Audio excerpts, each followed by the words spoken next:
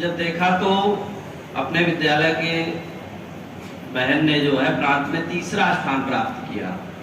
सच्चाई ये है कि जब मेधावी के लिए छात्रों का चयन हो रहा था तो 10 छात्र कक्षा अष्टम के तैयार नहीं थे।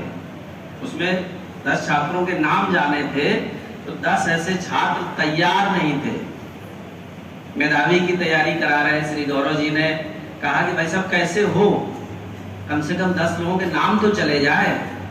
तो एक तरह से कहते हैं कि जबरदस्ती जब की गई तब कुछ लोगों के नाम उसमें जुड़े, संगत विसंगतियों को दूर करते हुए तब जाकर 13 विद्यार्थी उसमें प्रतिभाग किए और 13 में से कितने स्थान, 5 स्थान माने टॉप 10 में इस विद्यालय के 5 विद्यार्थी हैं। लोग कहते हैं खादा के विद्यालय का स्तर ठीक नहीं है, लेकिन जब स्तर की बात होती है तो इसमें से 13 परीक्षा में बैठे उनमें से 5 ने प्रांत के टॉप 10 में स्थान बनाया और थोड़ा केवल अंतर है। तो इसलिए महत्वपूर्ण यह नहीं है कि हम सफल हुए या असफल हुए, महत्वपूर्ण यह है कि हमको प्रतियोगिताओं में प्रतिभाग करना चाहिए। सफलता असफलता बात का विषय है।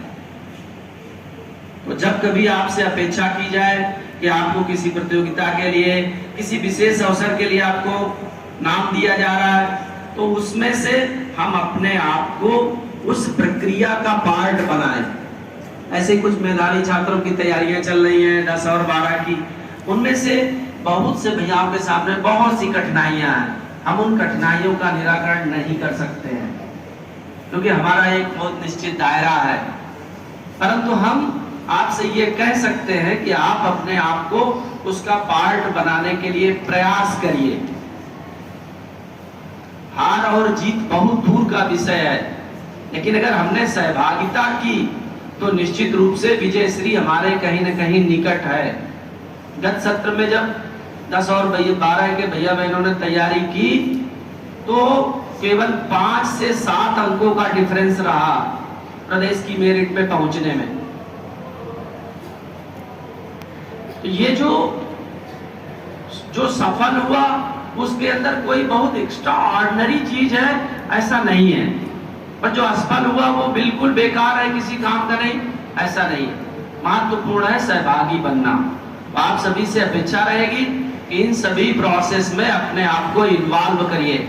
जहाँ कहीं पढ़ाई लिखाई चल रही है, मन की थोड़ी सी कमजोरी होती है, उसको ठीक करने की आवश्यकता है।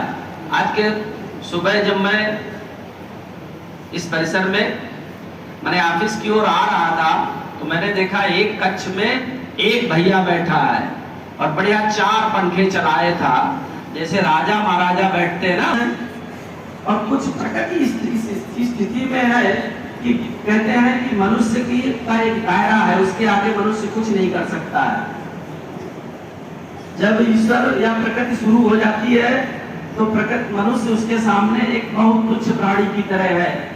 इतनी भीषण गर्मी में शायद कुछ समस्याओं का समाधान संभव नहीं है, फिर भी इस विद्यालय के विद्युत प्रमुख जी ने विद्यालय में 22 पंखे लगाए। 16 पंखे पहले स्टेप में, इसके बाद 2 पंखे एक स्टेप में लगाए, फिर एक और एक फिर एक में कहते लगाते लगाते फिर एक टूट गया, फिर चलती है। तो वहां पर ये डाटा कभी कभी बोला जाता है NCRB, N means national, C for crime, national crime record bureau. Bharat में राष्ट्रीय स्तर का अपराध जो होता है उस अपराध को रजिस्टर्ड करने की एक संस्था है, उसका नाम है NCRB, national crime record bureau. उसका आज डाटा आया है या उसके डाटा प्रकाशित हुआ और इस डाटा की सबसे बड़ी विडंबना देखिए, 13,000 लड़कियां और महिलाएं पिछले 3 वर्षों में गायब हुई हैं। भारत में ऐसा माना जाता है कि 1000 माने 11वीं शताब्दी में भारत में जब अफगानिस्तान की ओर से आक्रांता आते थे तो युद्ध लड़ते थे। युद्ध लड़ने के बाद जो योद्धा होते थे वो युद्ध में मारे जाते थे। समाज में जो महिलाएं और बच्चियां बचती थी उन्हें वो गिरफ्तार करके दास बना करके यौन दासियां बनाकर ले जाते थे।